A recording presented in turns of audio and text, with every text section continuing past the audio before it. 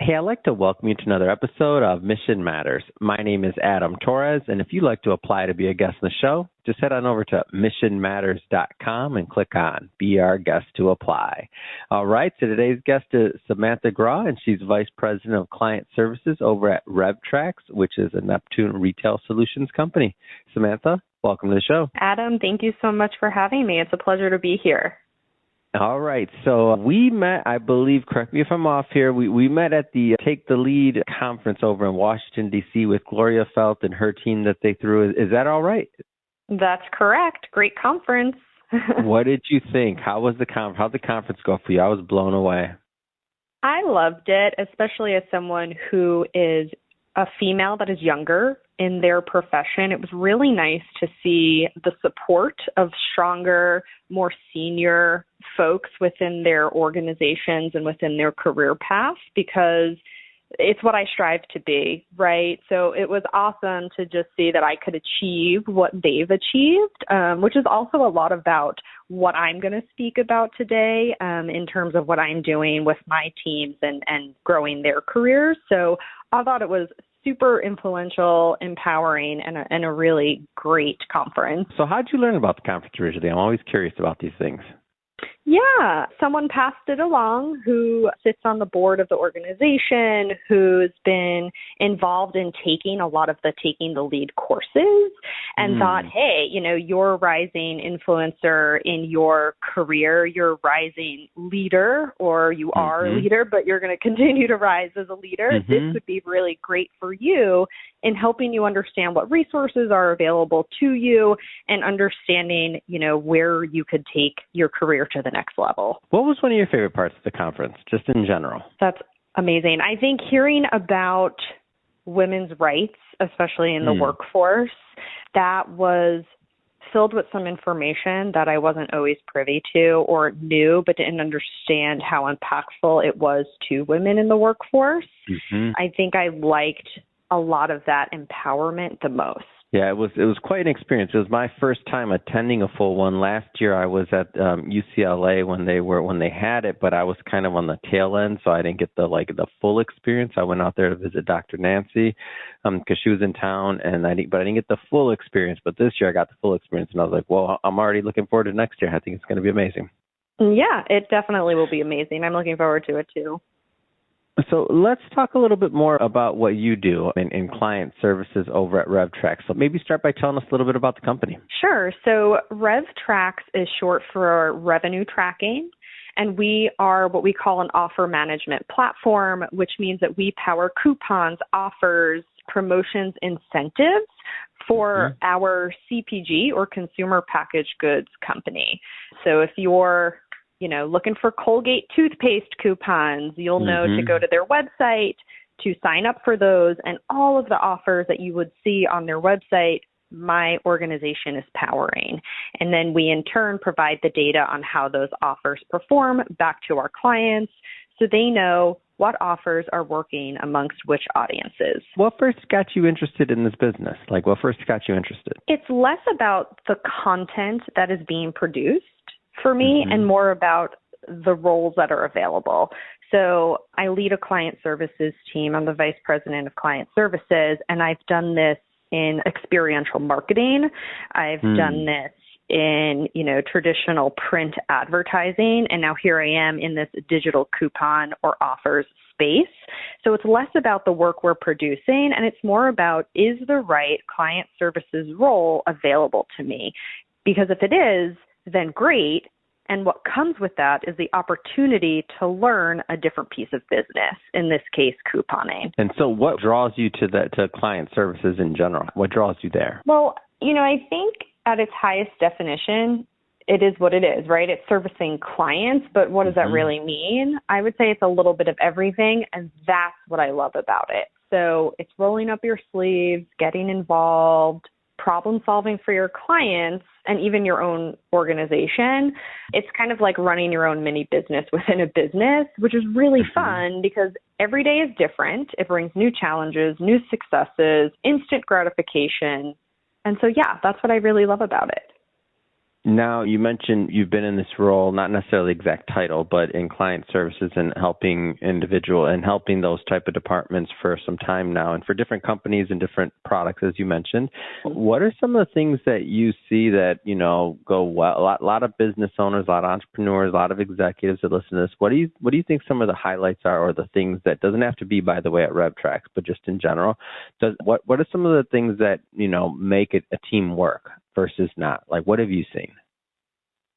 Yeah, that's a great question. And I think there's a few things at play. One is diversity, and I mean that in so many different ways. So, some of my client service managers are more senior than others, right? Which is okay, because some of the more senior client services managers are going to be more strategic, and some of your more junior client services managers are going to be more tactical. And you need a little bit of both, right? You need a healthy balance of both. But even just, as I mentioned before, right, some people come from an email marketing background.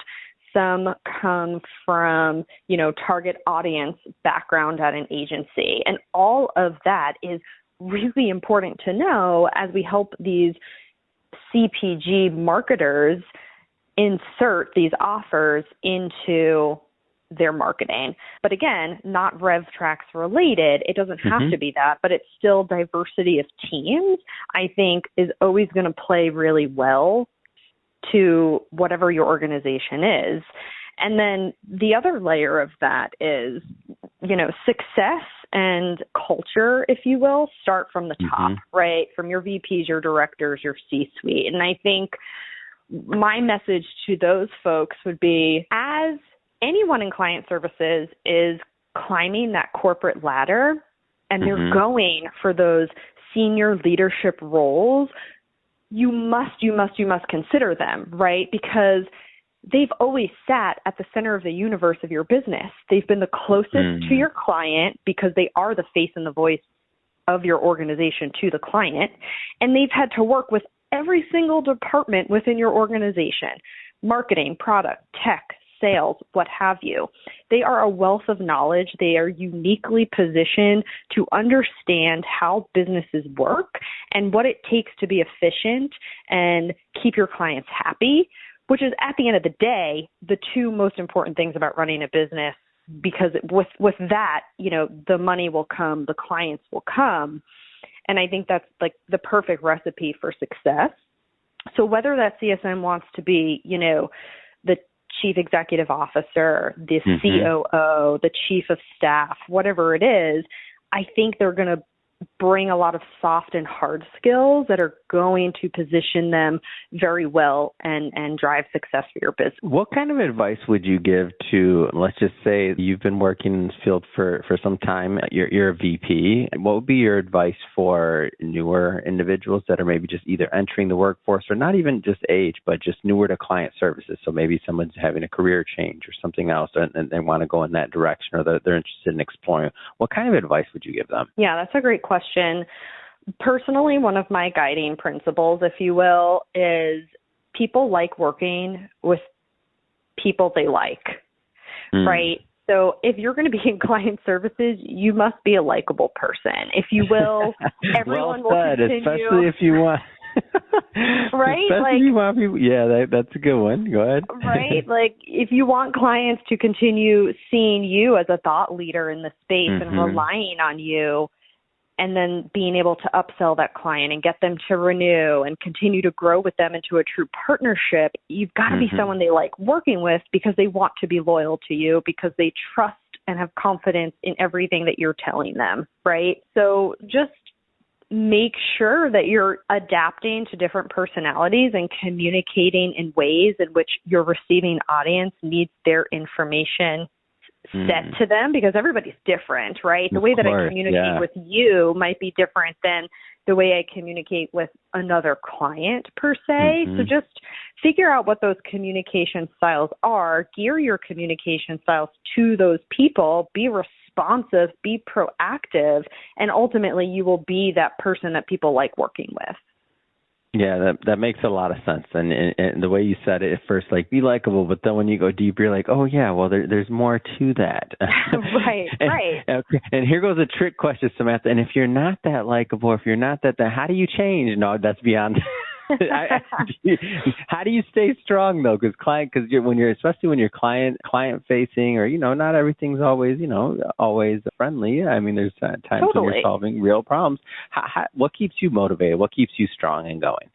I think that I realize my niche is client services. Like I said, it doesn't necessarily matter in the vertical or the content, but I really just like working with clients because, I think growing, empowering, and leading young client service and customer success professionals is a lot of fun, and it's really rewarding. And I think that being able to do that makes the job fun, right? I'm not just servicing clients every day. I'm helping these individuals service clients every day, and to watch them grow and to watch our clients grow is just the most rewarding thing for me personally, right? Because it also validates the advice that I'm giving to them and the processes that I've put in place and the efficiencies that I've identified. But, you're also right. It's never perfect. It's also, as rewarding as it is, could be very difficult. And I've ran into situations before where, hey, it wasn't a good mix. That client service manager did not work well with this particular client. And so we've needed to, it wasn't a personality fit, and that happens. Yeah. And you just change the client service manager and you move the book of business, if you will, around. And that's okay. That's actually very positive because you're also getting a fresh set of eyes and ears on an account who's going to look at it differently and identify other ways to help that client. So it ends up being all positive in the end. Yeah, I feel like there's a lot of solutions there, and it takes very special people to want to be, on the front end of helping with some of these things. Just like, different maybe personalities also for sales people or for other people. Like, you know what I mean? Like everybody kind of finds their niche and where they want to be, which I think is awesome. And it takes all of those different departments to really make a company function anyway, right?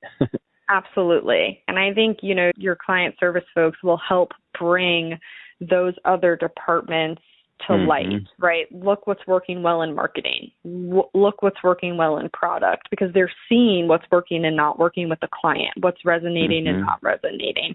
So they can help highlight, all the other folks and all the other departments within an organization who are doing really great work for our clients. And I think, they're kind of, CS and sales end up being looking like heroes because they're on that front line, but you have so many unsung heroes who are sitting in the background building the product and service and the one-pagers and whatnot. And so I think it's always good for those CSMs to give them a shout out, and that also helps C-suite and leadership understand what's working and not working. Wonderful. Well, Samantha, this has been a lot of fun having you on the show. I'm glad we could catch up, get a little bit of reminiscing on the conference we both went to, which was now, I believe, a couple weeks ago off the top of my head at least. And so good I could finally grab you on the show and get you on the show. That being said, if somebody's listening to this and wants to follow you or learn more about RevTrax or anything else, how do they do that? They can search me, Samantha Graw, on LinkedIn. I think LinkedIn is always some place that I'm on every day. So you'll get a quick response from me there for sure.